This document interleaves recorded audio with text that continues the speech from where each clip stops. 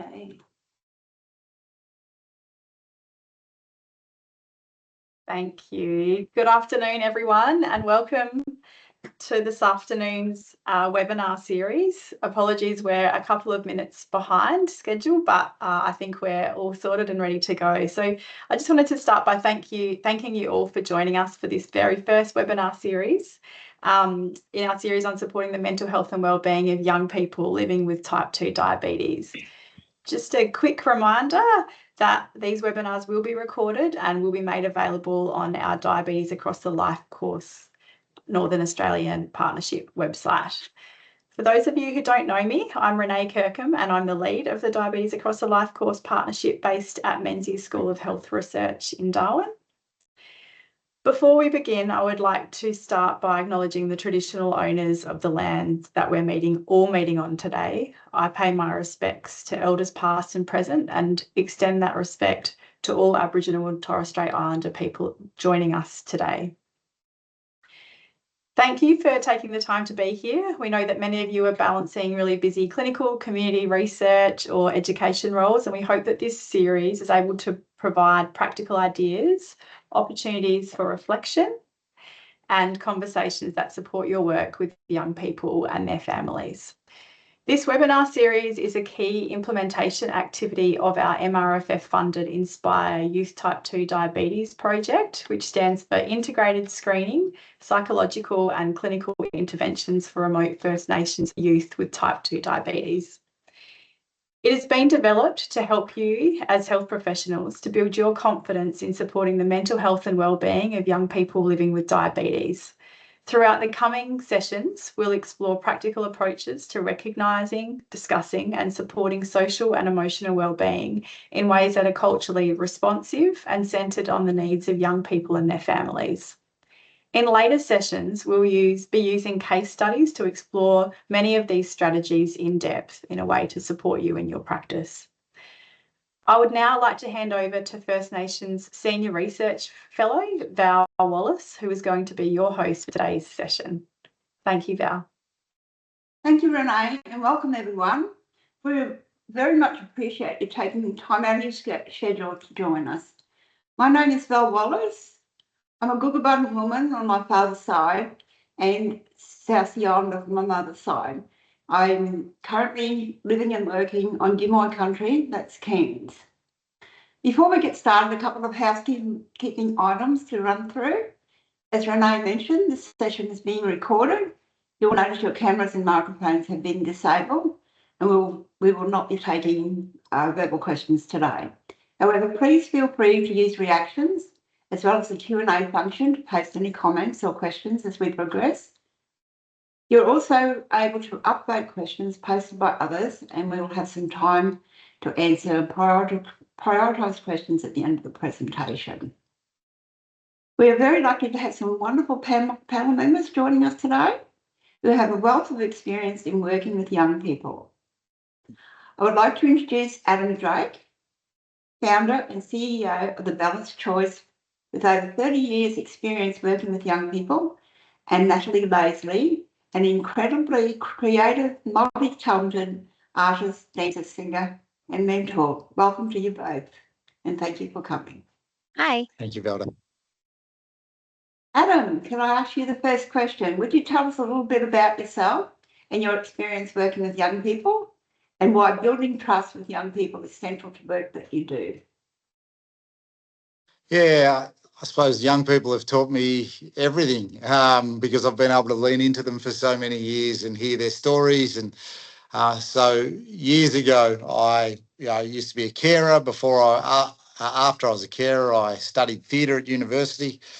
That was at Griffith on the Gold Coast, and started to see how theatre and fitness could tie together really well in the work we were doing. We started touring through a lot of the communities, so started to do a lot of work out on Warramungu country, out in Tennant Creek, and just fell in love with the place and moved out here many years later. And it was funny because the work started there, but then when I started Balanced Choice, that actually started in the Dondale Detention Centre, which was going through all sorts of turmoil at that time. But we got to go through that with the young people and, continue to care for them and keep turning up for them. And I always say I didn't even like myself when I started this program. Those kids liked me before I liked me. Then they loved me before I loved me. And then I realised I just wanted to be a better adult than I was being. And that helped me realise that by just spending time and following through with my word and leaning in to understand those young people, that they would be such a wonderful source of information to help build the Balanced Choice program, and many of them now work alongside us. So that's super exciting. Trust is everything. If you actually get on any of the Balanced Choice pages or see any of our footage, you'll see kids standing on our shoulders. That's not just a little trick. That's actually everything I believe in, is that if we are to be strong, stable, balanced adults that provide safe places for young people, then there'll be a day that they feel comfortable enough to stand on our shoulders so they can see this world in a way that we can't even see it because we've taken them higher than we took ourselves. And so that's a symbol of what Balanced Choice is. That's the work. And I've just been, I've got so many stories of young people who have just helped change our lives at Balanced Choice, and then we've seen their lives change. And, the front of the papers of every state in Australia will read that our young people are a certain way. I've seen everything that actually would stand against that. And there is goodness in everyone. The question is whether you're walking around with a goodness detector or a badness detector, because you'll find what you're looking for. Thank you, Adam. And to you, Nat, I'm wondering if you could share with us a little bit about your experience in working with young people and what changes you see when a young person feels genuinely heard and respected. So I started my youth work most likely when I was like 17 in Redfern at the PCYC, just working with the youth there, teaching them like basic gymnastics and stuff. Came back to Darwin, started working in childcare centres and schools, just like as a support worker. Did some stuff with Don Dale, which is where I met Adam. And yeah, everything he said about the importance of that respect, the way you communicate with the kids, don't talk down to them, talk to them, those little things that we don't normally think about. And it's funny because some people have to be trained for it. Whereas Adam and myself, through experience, have gained those skills and don't think about it anymore. It's just like breathing. And so a lot of my youth work, the youth work at Donny's was funny because that started the program manager saw us dancing somewhere and was like, can you come in and do some dance with the kids? They loved it. And the bonus for me was we were always on TV, like Indigenous TV, the local Aboriginal station. And so we would come in and the kids would go, Miss Nat, I saw you on TV. And I'd go, and was I deadly? And they'd go, yeah, you were. Can you show us that? And so we had that sort of celebrity status. And they'd always ask us, are you a celebrity, miss? I go, no, I'm not. Actually, I'm just a person. I'm just a person like you. But because they felt like we were something special, they wanted to be a part of that. And so that really helped us. The other work we do outside with not at-risk youth helped us get in with the young people. And then I think for me personally, the other thing that helped me connect with the kids was my hair. Because it's not normal. It's a different cut. The kids don't know if I'm a man or a lady. I get called Mister all the time. I'm not offended by it. But a lot of kids, that's the first thing they see. Oh my God, I love your hair. Who cuts your hair? Who colors your hair? Who braids your hair? We talk about hair for hours. But that's a tool for me. It's also a regulation tool for kids with ASD who are struggling to regulate. And they'll come up, Miss Nat, can I rub your head? Because it feels nice. And they'll just stand there and rub the back of my head until they feel better. And then they walk away and go back and do their work. So yeah, it's really important, that trust with those kids. If I'm letting you touch my head to help you regulate, then when I ask you to do the work, can you do it? Yes, miss, I can do that. I promise I'll do my work if you let me rub your head. And so I do let them rub my head. They go and do their work. But it's that trust thing. If I go, nah, they're going to shut down immediately. They're going to hate me. So yeah, it's really important, that trust. You've got to have it. Thank you, Nat. So, Adam, what do you reckon a key ingredient is to building a strong connection between a professional and a young person? Yeah, over the years, it's sort of try to work out what the recipe is, and every young person's different. But obviously, government requires a lot of the time for us to report to it and to unpack it. So, the thing that I've found most, I suppose, most helpful along the way with balanced choice is a thing that Martin Seligman talks about, and it is PERMA. And Seligman is sort of, the doctor of positive psychology. We did a lot of work around his learned optimism, how we get people to flourish. But PERMA itself, and I use it kind of in a way, I grab it and use it how it's going to best suit balanced choice. And so if you break down what PERMA is, the P stands for positive emotion. So if I get online with you guys today and I'm like, yeah, it's another session. Yeah, we'll see how this goes. Yeah, whatever. You're not into it. Whereas if I get on and I go, oh, this is going to be the best hour with the Menzies crew. I'm so excited about this. Like, you can see the difference. So you've got to lead with positive emotion. That's the first thing the kids want to meet is your positive emotion. The E is the next bit. If you show the positive emotion, then you've got the engagement. And then so are you leaning in or are you leaning out? Are you leaning in to understand or are you leaning out to judge? And so that's the next bit. If you get past those two, there's a good chance you'll get to relationship, which is the R. And you can build relationship with that young person. And it can be through fitness, it can be through theatre, it can be through talking about family, it can be talking about the footy on the weekend, it can be, but you do the work, you're the adult, so get better if you don't know how to do it. M, go to meaning. Once you've got relationship, you want to then, what's the meaning? What am I trying to get across today? And so we talk about values. And so one day we might be talking about forgiveness. The next day it might be kindness. The next day it might be hope. And so that's the meaning we put in, and then that gives us a chance to achieve something together. So that's what PERMA stands for. It's actually how every balanced choice staff member reports to me and the team about how their sessions are going, is what was the positive emotion they led with? How is the engagement? What's the relationship like? What was the meaning that you got across, and what did you achieve together?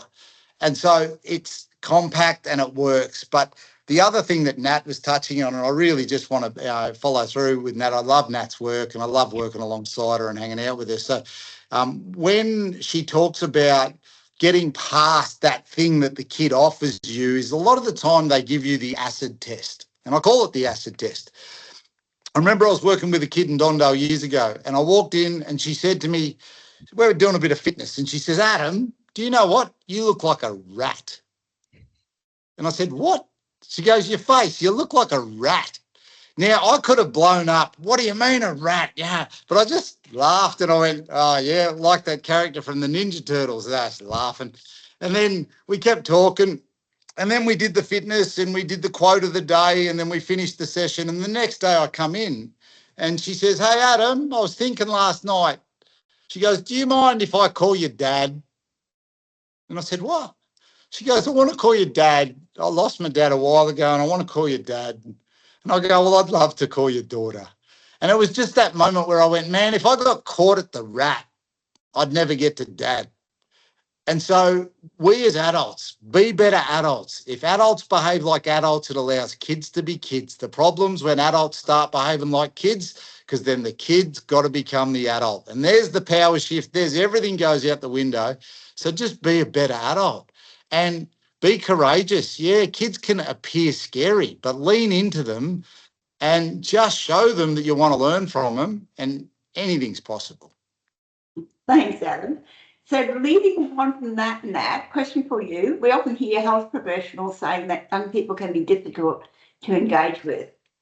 Now, you have Yep. a lot of experience working with young people who are typically hard to engage. Oh, yes. So what has worked for you in building connections with young people who may have had a negative experience coming to the health centre or with education?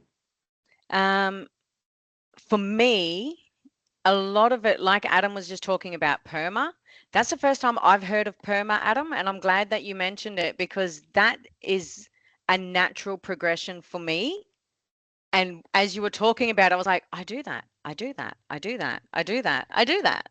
So with that positive, that's the biggest, the biggest.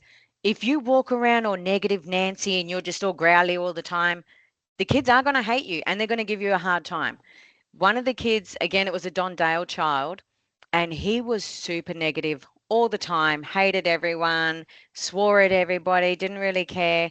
And I never forced him to engage. And one day, one of the guards said to him, mate, you have to do this program. You've got to do it. They've come all this way. And I said, no, he doesn't.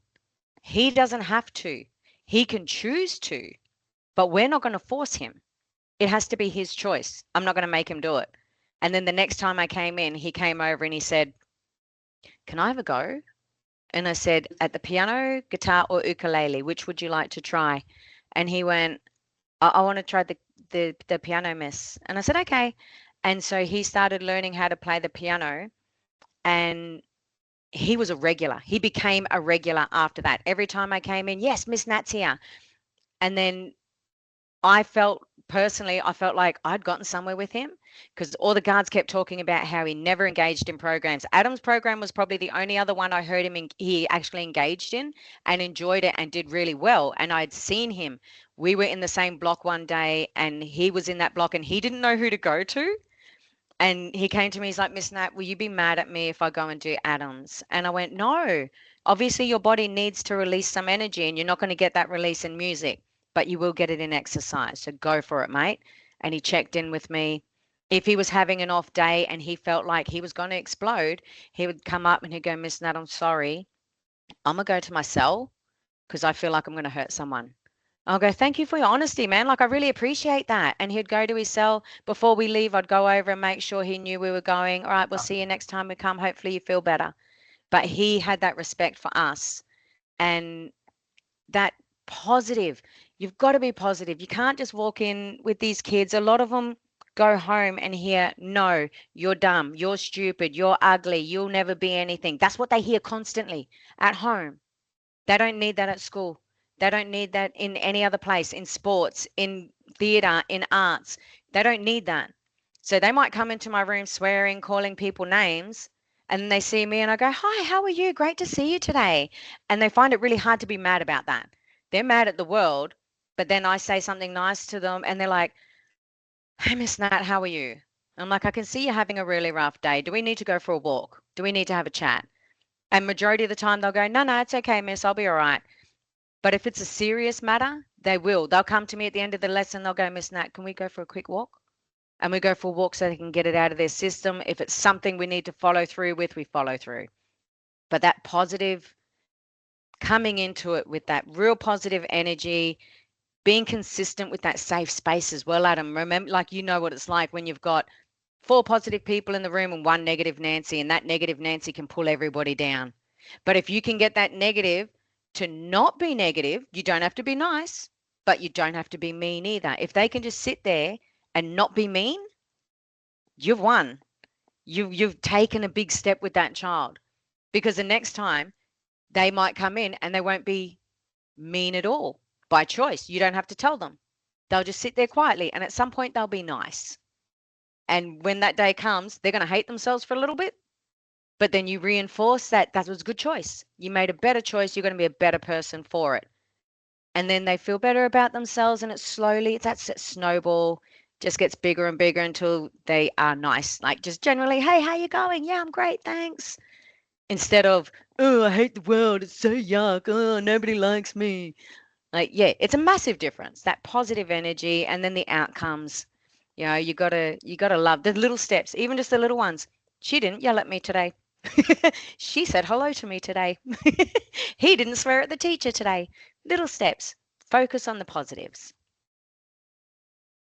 Thank you. And that probably leads into our next question, Adam. So there has been some really exciting work taking place through the Doing It Together project regarding peer support and peer facilitation models in youth diabetes in Katherine recently. Adam, you were heavily involved in the delivery of youth diabetes camps as part of that work? Yeah? Yes. So are you able to tell us a little bit about those camps and how they help to facilitate relationships and connections between peers? as well as between the health professionals and young people, please?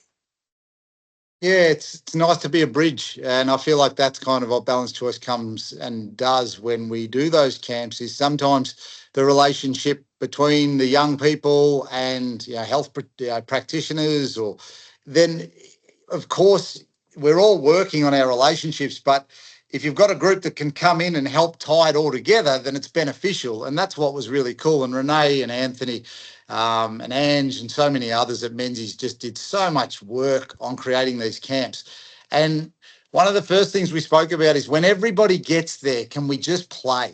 Like, can we just play some theatre games, but let's not call them theatre games because people freak out. Let's just get together and play some games. One of the games we played is a game called Anybody Who. So we could do it now, but everybody would be a bit upset with me because there's many squats involved. But basically, it's anybody who was born in the Northern Territory, take a seat, and they'll be standing behind their chairs. Anybody who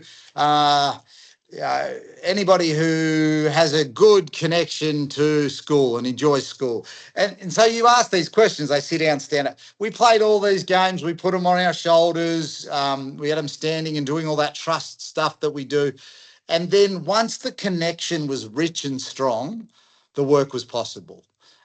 What I have seen too many times is we're too busy to get to the information without building the relationship and the rapport. And if we don't have that, good luck, because they're probably not listening to you anyway, and they're probably about to check out. And so I was really excited because I believe that, it's important that many groups get together to work with young people. It is a community that, what is it? It raises a child, or a village that raises a child. There's a quote, yeah.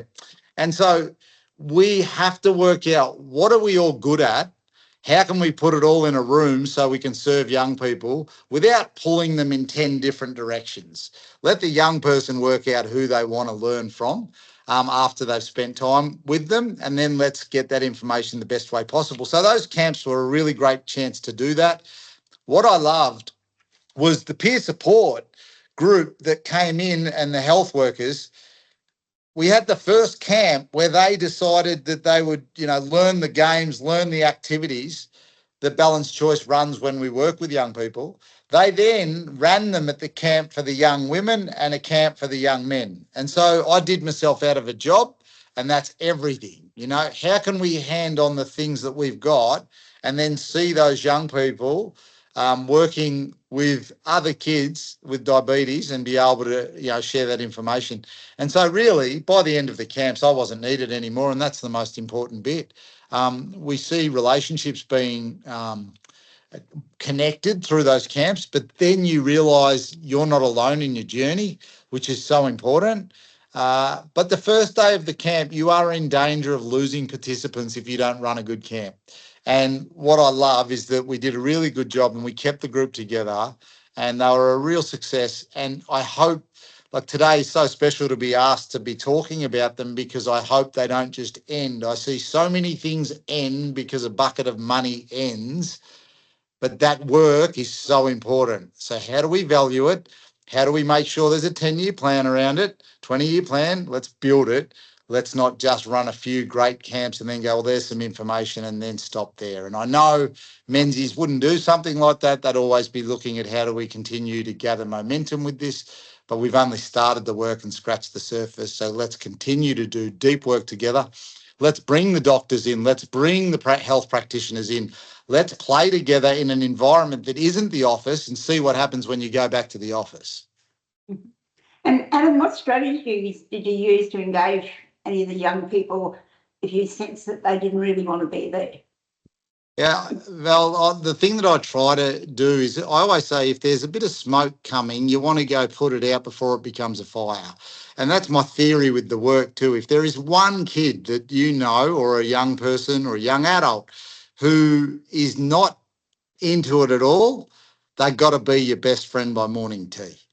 So you got to get alongside them. You got to find a way to meet them at the morning tea and say, hey, can I make a coffee, or can I make you a drink, or could I? And you work so hard because, again, you're the adult, that's your job.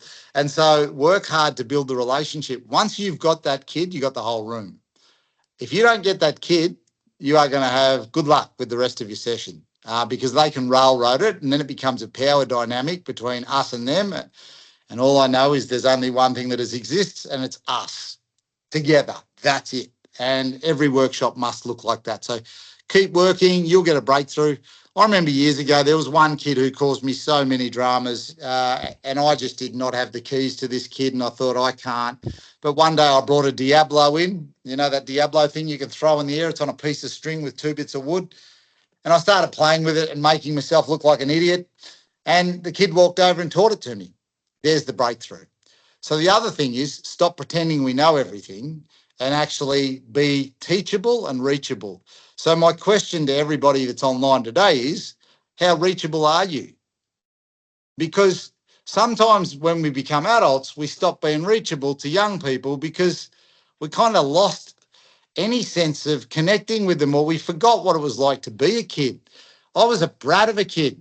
And so I got a lot of time and patience for young people because, you know what? I remember I try to close my eyes and meditate on what was I like at 15 years of age to my family and to my doctor and to my school. And then I go, well, I'm going to give a bit more grace today to those kids that I work with. Thanks, Adam. So just following on from that, so Nat, Yeah. what do you think some of the common mistakes professionals might make in building trust or attempting to build trust with young people? That authority figure. Like, the kid already knows you're an adult. You don't need to walk in with an attitude, because it is, a lot of people make the same, especially in schools. When we get new teachers, they walk in with this, I'm going to rule this is going to be great. And then the children are chaotic and all of a sudden they want to quit. Because the kids don't listen to me. They don't follow instructions. They're always walking out of class. But if I'm in the classroom, I like to remind teachers before the class starts, okay, this kid's having a bit of a rough morning. Let's try and be understanding. If I need to, I'll take him to the engine room to reset him. Because adults forget that their dramas to us seem trivial. Like, oh my God, she looked at you funny. Oh, cry about it. But to them, it's a big deal. And we have to remind ourselves that it is a big deal. That kid looked at you funny. Okay, maybe they were admiring your hair. Maybe they thought you looked like somebody they knew. Nah, miss, they want to fight me. Like, you've got to be able to mediate and regulate and co-regulate, teach them to self-regulate. It's it's a tricky one because, like Adam said earlier, every kid's different. So some kids I'm real rough with, like firm, because that's what they need. And then other kids, I'm quiet and calm and I'll talk to them like this. Are you okay? I just noticed that you were yelling at everybody and I feel like you're not okay. Let's scoot. We'll go for a walk. And majority of the time that does help. But it is tricky. A lot of the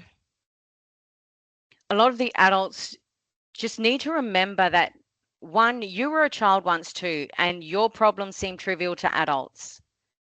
And just because it doesn't affect you, it doesn't mean it's not affecting that child. It affects the way they focus. It affects the way they learn. It affects the way they communicate. If we're talking down to kids, they're going to shut down straight away. A majority of the kids I work with are ODD. So they're like oppositional defiance disorder from the start. As soon as they walk in and the teacher goes, get your book, they go, nah, and they walk out. But if they walk in and I go, hey, did you grab your book? We're about to start writing. And they're like, oh, yeah, no worries. And they'll go and grab it. And then you've got that difficult kid who just refuses to do the work and stuff. So for me, I lead by example. I'll sit down with a book and a pencil and I'll start writing down the stuff. And I'll go, Miss, what are you doing? And I'll go, well, this is what you guys are supposed to be doing. And if you're not doing it now, you have to catch up. The teacher's not going to put that back up there. So I'm writing it down. So I lead by example. I'm writing it down. If you need extra time to write, you can use my book. Give them my book. They can keep up with the work. But it is tricky. It's, as an adult, for me, I feel like I didn't have that growing up.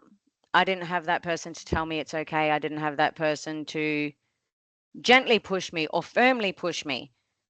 And even then, every day is not the same. Like a kid that I was firm with yesterday, I need to be gentle with today. A kid I was gentle with last week, I might need to be a bit firmer with that child this week.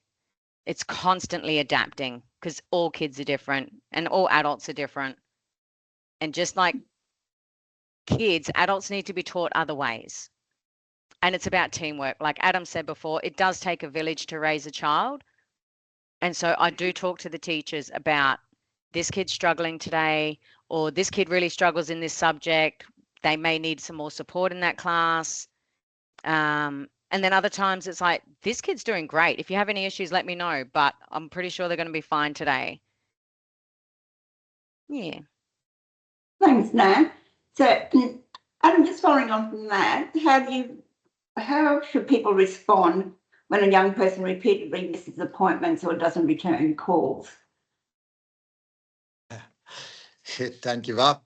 I Yeah. suppose that's the easy bit is, you know, it's frustrating. It's all we can do is plant seeds, but you hand the kid the watering can and you hope that they tend to that seed, but you mightn't see the day that they decide to water the can. So you don't give up. You've planted the seed. The other thing I heard Father Greg Boyle, who I do a bit of work with from Homeboy over in LA, and they're amazing. If you want to look at a group that knows how to work with people who've just got out of prison or going through hard times, they are so good. He says, you want to walk into a room, and if there's a young person in the dark, and it's not literal, but if they're in the dark, you walk in and you don't turn the light switch on. You walk in with a torch and you point it at the light switch. And I like that because they'll turn it on when they're ready. So the information you're giving them, the sessions, the follow-up appointments, oh man, this kid's doing my head in, hasn't turned up 10 times. Yeah, well, you don't give up there because the 11th might be the time the kid does turn up. And so you just can't leave any stone unturned with any kid. And when they see that you want that connection, then that's everything. A couple other things, Val, that I just reminded when Nat was talking that I just think also stress this point is remember something about the kid. You want to remember their name. Do you know how nice it is when someone remembers your name and you didn't even know they knew it? I've seen kids' eyes. He remembered my name, like just gets so excited. But then, oh, remember when you were in my office last time and we spoke? You remember, and you're not looking at your notes, but you remember them because you've seen them and they're more than just a name on a sheet and they're more than just another client. It's a beautiful young person who deserves your full attention, not your phone, not your distraction, but every part of you. The thing that's helped me over the years, Val, because we've lost so many kids through the years, you lose kids to suicide, you've lost kids to car accidents. And it's like, how do we deal with this stuff? Well, all you can do is know that every time you were with that young person, you gave them everything you can. But as soon as you're done with that young person and you walk away, you cannot attach yourself any further to that until you see them next time. And so that's what's helped me over the years not burn out over the last 13 years of Balanced Choice is you have to be able to sleep at night and you've got to be able to put the caseload down at some point. Thank you. I'm That's just going to true. check Q&A and see if we've got any questions. So, yes, we do. So, working in our health service, we often don't have much time with a young person and have lots we have to talk through. Do you have tips on how we can quickly start to build a connection? That right Yeah. there. That's my tool. Well, my head, because that's like kids see that and they're like, are you a boy or a girl? And that opens a door for me personally. Then I have like little fidget things that are really bright and colorful. So depending on the age, at the high school I work at, the older kids love this more than the younger kids. And it's just like a little pop-it thing, but it's a conversation starter. And then the smile. So they're the three things that help me get in. Like if I'm only with that kid for a short period of time, because sometimes I go out to remote communities and do dance workshops or circus workshops, And every single time it's the hair, the fidget, and them wondering if I'm a boy or a girl. And then that one kid coming up and everyone's pushing them, going, ask him, ask him.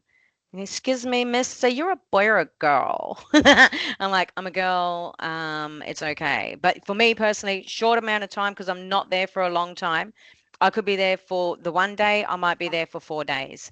But because it's only a short period of time, my head, I make it as fun and colorful and playful as I can because that's the first thing the kids see.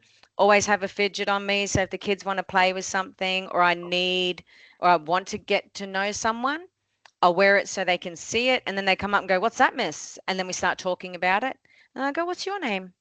And that name thing, Adam, is really important. Even if it's only a short period of time, try and memorize their name before you get there. And then one of the other things with their name is ask them how to pronounce it.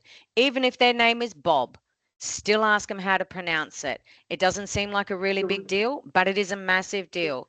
And some kids are too scared to tell you when you're saying their name wrong.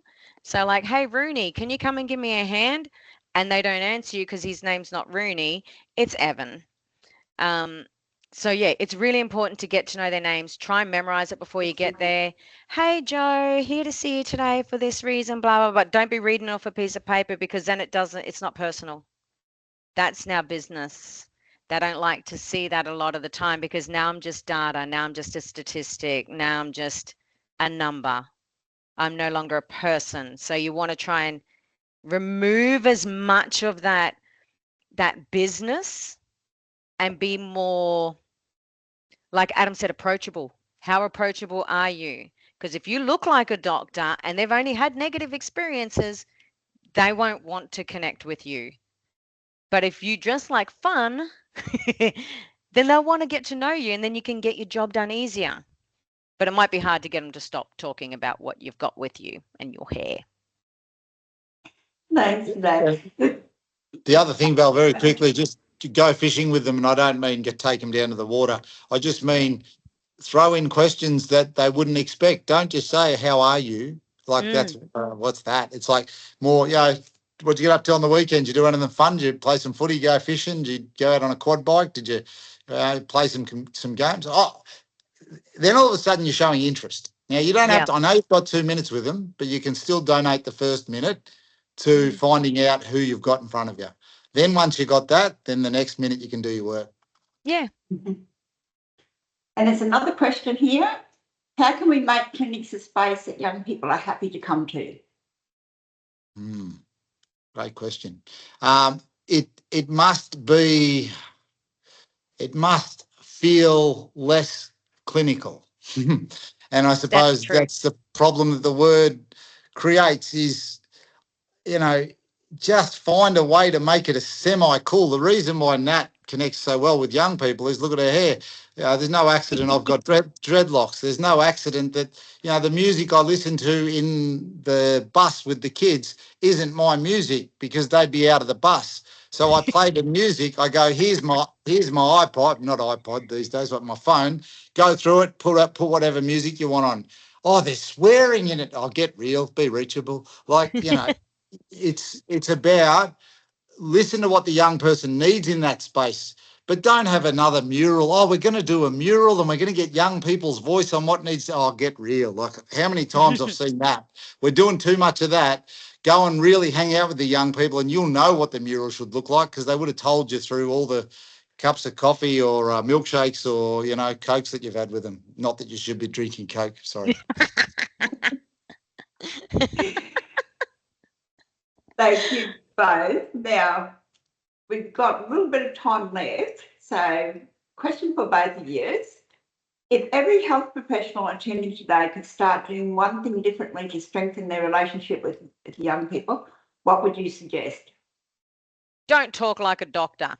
Don't walk in and go, okay, we're going to, and none of this professional stuff when you're talking to a child. Don't use them big words because as soon as you start, they're going to ignore you. Their ears turned off the second you used your first big word. These are children. They don't need the big words. They're not impressed by your credentials. They want to know in plain English exactly what you're going to do and if it's going to hurt. Because if you lie to them, it's only going to make it harder for you to connect and get your job done. Be open, honest, and simple English. And not because they don't understand big words, but for a lot of them, the people that do use big words around them are normally the ones who are standing over them, demanding they do this and demanding they do that. It's automatically a negative. So we need to change the way we communicate with these young people and actually listen to their feedback. How are you finding your injections? Are you having any issues with it? When they answer your question, don't write notes while they're talking, because then they think you're not listening, because that's what they hear in the classroom. You're not looking at me, you're not listening. So then they're going to take that and apply it to the adults in their life. If they're talking to you and you're on your phone or you're writing notes, they'll just say anything after that. They'll be like, yeah, my dog ate a rabbit and climbed a tree and flew off with an eagle. And you're writing notes and you're probably not listening either. So yeah, it's a two-way street. But definitely the communication is key. Don't talk down to them. Don't use big words. Be honest. And Val, I just came up with a few. One was be vulnerable. Like, don't pretend you know everything. That's one key one.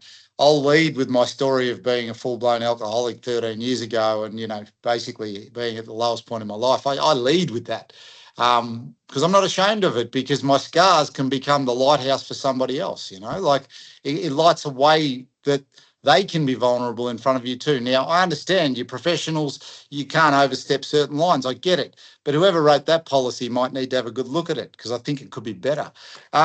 Be of service to the young person. And I say be of service, that might mean make them a drink, go and get them a cold water, give them a tissue if they start crying. Find a way to do something for them that you didn't have to do for them. That means something pretty special. Ask them for advice. It changes the dynamic. If you're standing and they're sitting, sit down. If they want to stand and go for a walk, go for a walk. Work out, watch them so closely that you work out what that young person needs. All of us should know that if you're looking in someone's eyes and that's not appropriate for them, they'll tell you straight up by the way they look. If they're looking down, they don't want to hit your eyes, so stop hitting their eyes all the time. Just have a glance every now and again. Be observant of what the body language is of the young person, because they're telling you what they want by the way they are when they're with you. If they're finding across the table uncomfortable and you can feel it, go and walk to the side for a little while and talk so they don't have to look directly at you. Like, just watch better and you'll start to understand what those young people need. Thank you, Adam. We've still got 10 minutes and there's just another couple of questions that have popped up in the Q&A. So one of them is, do you think there is any merit in taking an appointment outside the clinic, particularly early on when you're trying to establish relationships? 100%. That's the type of stuff I'm talking about. Imagine if clinics had a gym in them, a music room, an art room, and a whole bunch of other stuff in a room. And you go, which room do you want to go to today? And the young person defines the space they want to go into, because that's actually where they're going to function best. But you don't necessarily have that budget. I get that. But you certainly, you can work out whether they're an inside person or an outside person. If someone's getting uncomfortable, hey, do you want to walk? We'll go for a little walk. Or, we can meet here or whatever. Be clever about that. Make sure you've got your boundaries where they need to be. But explore with the young person about where they're going to take information and where they're going to grow the most with you.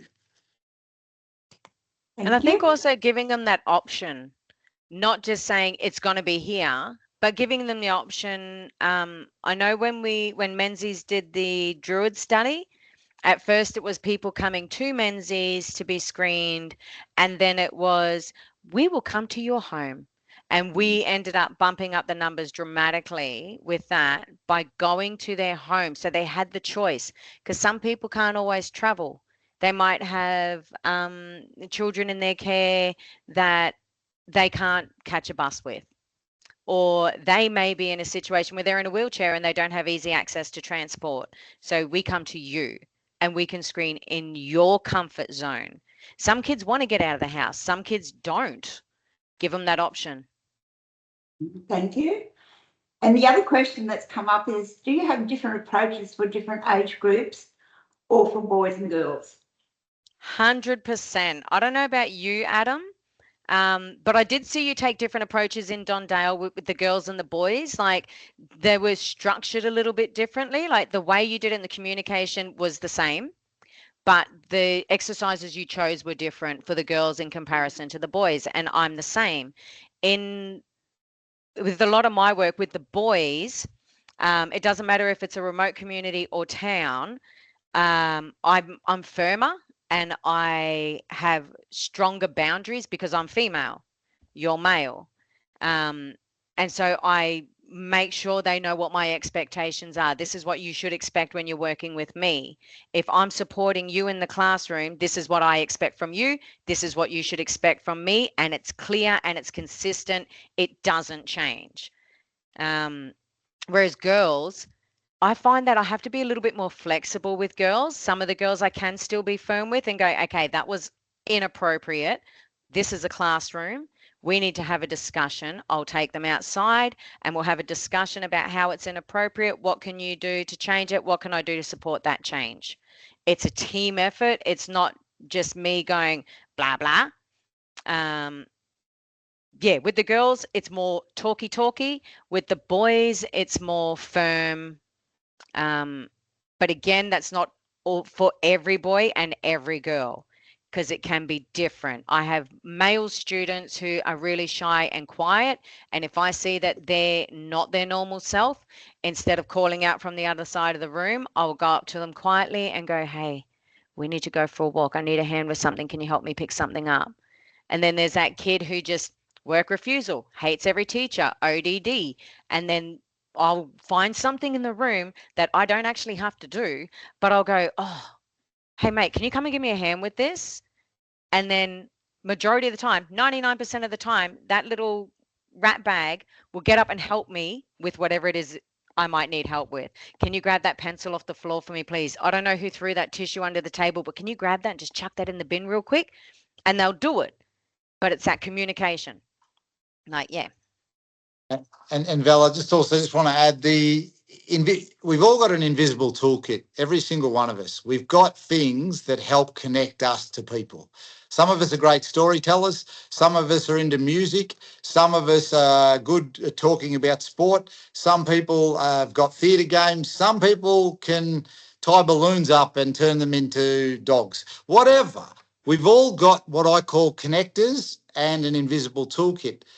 What I'd ask everybody to do today is to go away and ask yourself a couple of questions. One is, how reachable are you? And if you're not happy with the answer, change it, adjust it. The other would be, look at your invisible toolkit. What things do you have in your life that help you connect with your clients?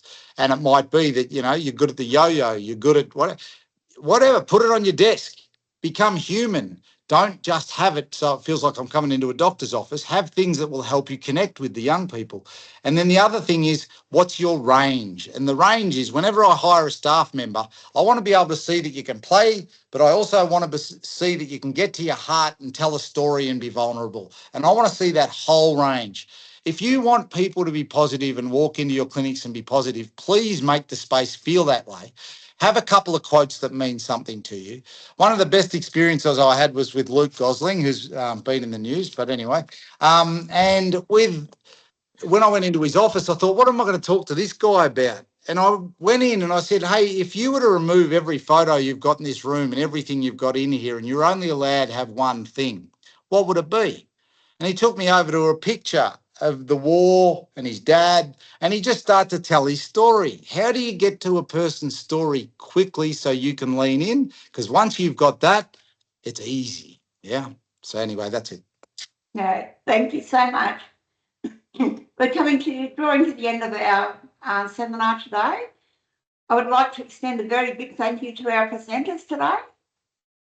You will see a QR code on your screen. Please jump on this to provide us feedback on today's session. This helps us plan future sessions. As mentioned, we have wonderful topics planned for the coming sessions. with webinars taking place fortnightly. Please jump onto the registration links and share with your colleagues and networks. Our next webinar is coming up on August 26th, when we will be talking about culturally responsive wellbeing care for young people.